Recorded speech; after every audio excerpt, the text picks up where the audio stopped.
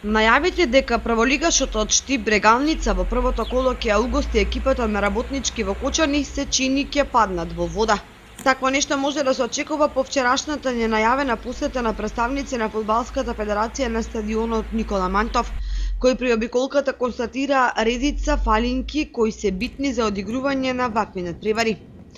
Истите се однесуваат на незалепени керамички плочки во дел од просториите, делумно оштетена ограда на источната трибина, необоени врати со жолта боја за евакуација, немањето орманчиња за секој фудбалер засебно и слично.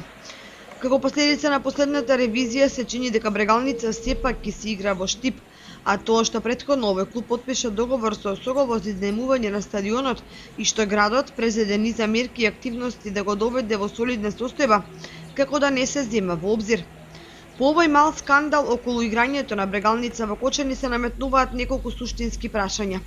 Дали одговорните од ФФМ не требаше во писмена форма да им посочат на кочанчани што конкретно треба да направат за да може на Никола Мантов да се игра праволигашки фудбал?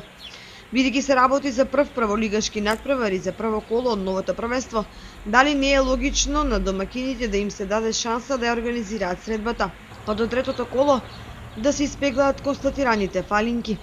Конечно, дуелот меѓу Брегалници и Работнички не е прогласен за високо ризичен, па на Никола Мантов да се применат европски критериуми.